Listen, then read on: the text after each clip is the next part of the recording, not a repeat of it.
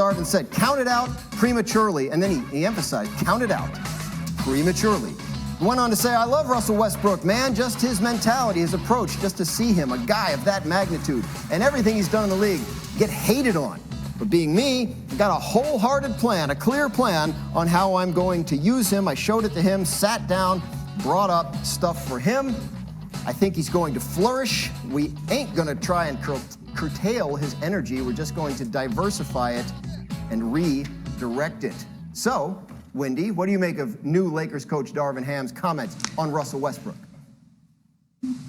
I think it is exactly what he should be doing. He's very smart. One of his terrific attributes as a young coach is his ability to connect with star players. He is definitely employing that here and trying to convince Westbrook that he can do something different.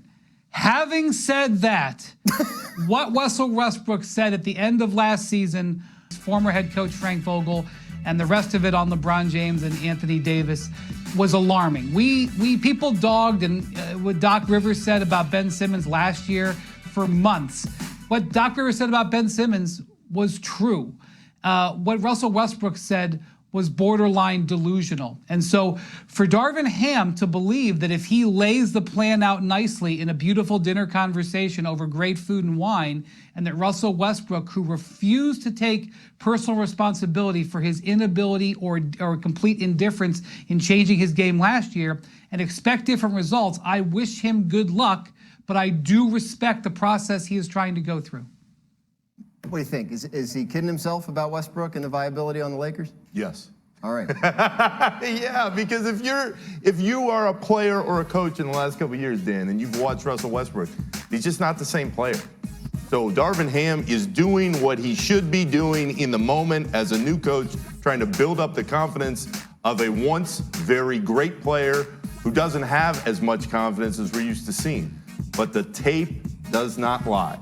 He's not the same player, and no matter what system or format you put him in, that player from Oklahoma City with all that skill and athleticism bouncing all over the floor, he's not coming back. I mean, the highlights look like something out of the middle part of Space Jam where he lost his ability to play. Like, is it over for him? Here's what Darvin Ham means by redirecting Russell Westbrook's talents. It means defense. Go all in on defense. It means being a cutter off the ball, because guess what? We have LeBron James. You probably shouldn't have the ball if we have LeBron James on our team.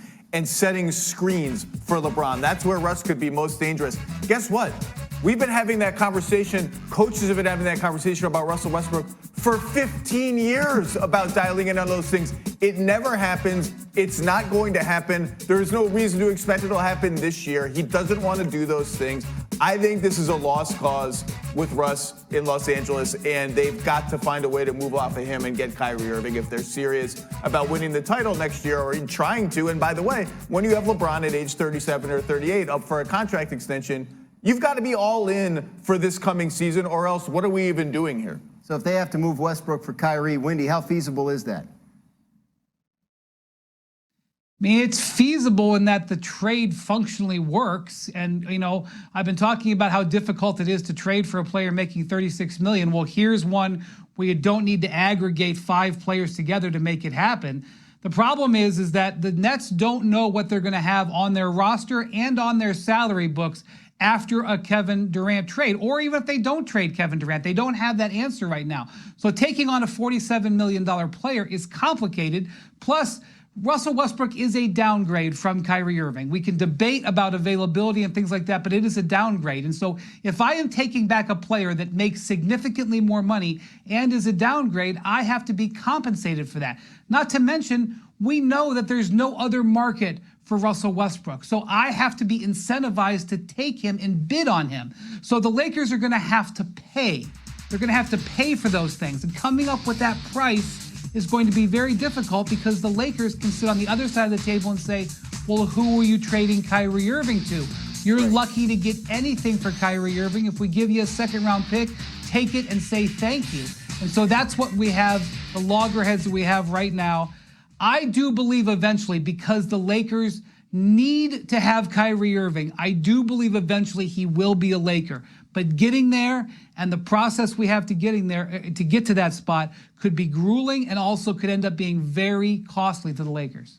So there's no other market for Westbrook. There's no other market for Kyrie. I mean, do you think, as Wendy seems to think, that the Lakers blink first here? I do think the longer this goes, there's going to be some other team that talks itself into Kyrie Irving on an expiring deal. Clearly a talented player. I voted him All-NBA 2 seasons ago when he was the most available of the net stars. But Wendy mentioned the Lakers got to pay. They got to pay with draft pick. Okay, well then pay. You're paying LeBron James and Anthony Davis like $90 million this year. You have to be all in to win the title. If you have to sacrifice a 2029 first-round pick, who cares? Why else do you have LeBron James on your team? LeBron doesn't care about that pick. He's going to be long retired from the NBA. Like any good GM, everybody misses. LeBron, the GM, missed bad on this Westbrook thing, and he's trying to cover it up with a pick he'll never see. That's the key now. So if you can make this pick in the deal and make it work, go for it if you're the Lakers. If you're the Nets, you do exactly what Zach is saying. You wait it out and hope somebody pushes up the leverage. Big money issues to deal with in LA, and Kyrie Irving also be on the move. The Lakers, they're willing certainly to take the risk that comes with Kyrie Irving. Kyrie Irving is telling everybody he plans on going to LA, meaning the Lakers, as soon as he possibly can. This could be the pathway to get off of Russell Westbrook. The Lakers are desperate. The problem is the trade that makes sense is Russell Westbrook. Okay, that's great. The Lakers fans are in tears. But it doesn't work on the books. It's going to have to sit and wait for the Durant situation to play out, whether that takes 3 days or 3 weeks.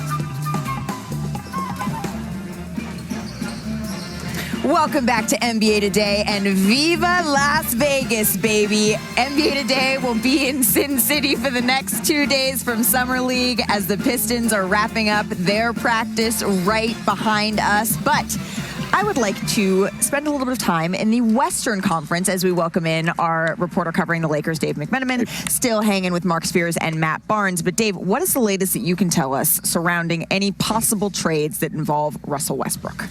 Well, the Lakers are going to be bringing their summer league contingency out to Las Vegas. That includes Rob Pelinka, and Rob Pelinka will be able to have a face-to-face conversation with Sean Marks of the Brooklyn Nets, and they can discuss things like, are we going to be able to put together a deal here? And are we actually getting your best offer yet? You know, has it just been positioning from both sides? Can we actually come down to brass tacks and figure out a deal here? If the Lakers can't figure something out with Kyrie, if that's not feasible, they're going to have to move on because their roster is incomplete. They are still missing shooting with the current group. They introduced all the new guys yesterday. You know, Thomas Bryant brings some shooting as a stretch 5, and obviously Lonnie Walker at times has hit around 40% in his career, but they need more. And Rob Pelinka and the Lakers brass believe that they can acquire that via trade. And whether that not be the major trade in Kyrie Irving. Yeah. Perhaps you call up the Indiana Pacers and see about Buddy Hield, who they almost traded for last year. Right.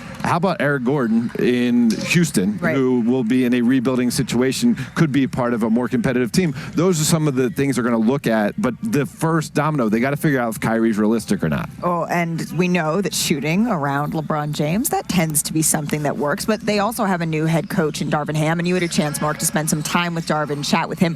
What is he saying about how his coaching style could pair with, or maybe how he would use Russell Westbrook if he is still on the roster? Well, they're BFFs right now. They're talking on the phone, they're texting, they're having lunch and dinners together. And he said, man, don't count him out. He has a clear plan for him to push his energy. He also expects him to be a starter. He loves Russell Westbrook. But I said, well, what about the other chatter? I know he's heard about Kyrie and all those things, and obviously he can't talk about other players, but he said he doesn't pay attention to that or listen to that. He watches the History Channel. Well, he falls asleep to the History Channel or watches the History Channel? I mean, but depends on what history it is. See, there you go. The thing is, though, Matt, for a coach, you have to look at who is on the roster. You can't necessarily fully go into planning for the hypothetical moves that could be made. What is ideal when you're looking at if Russell Westbrook, as you're reporting, Mark, is going to be a starter? What is the role that would be ideal for him to play if the Lakers want to not just win it, get back into the playoffs? Let's start there. I mean, I think if the dust settles and Russ ends up being here, and I think that's what Darvin Ham's focus is. Obviously, he's on the team now. You don't know what's going to happen, so we're assuming that Russ is going to be there. But sometimes, as Mark touched on, you need a coach that's able to push these guys' buttons, and Darvin Ham could possibly be that coach that can remotivate Russ, have a conversation with Russ, kind of tell him what he sees and what he feels like his best possible roles. We all know Russ is a very confident, sometimes stubborn, hard-headed guy, but at the same time, when you respect where the voice is coming from, whether that be a coach or an older player, sometimes you change your tune. So if the dust does settle and the Lakers are with Russell Westbrook, it's not a terrible thing, again, because I feel like maybe Darvin Ham can be that one guy that really gets into him and has him back to playing, not necessarily who he was in OKC, but something suitable for his age and what helps this team the most. And Matt, it's a really savvy move by Darvin because of the many things that went wrong for the Lakers last year. The personal relationship between Frank Vogel and Russell Westbrook wasn't there. Right. And so Darvin, who knows if Russell's going to be on the team, but if he is, Darvin's already laying out that path to make things work. Well, and in Milwaukee, that was one of the things. Players respected Darvin Ham so very much. And he keeps it 100, 1,000, 1 million. Every minute of every Like those day glasses. of the year. There you go. Well, he's wearing them because we need to get Mark Spears out of here. He's got some big Wedding plans. crasher. Wedding crasher. Congratulations, So Cody Woods. We'll let you go to Cody Woods' wedding, Mark. We appreciate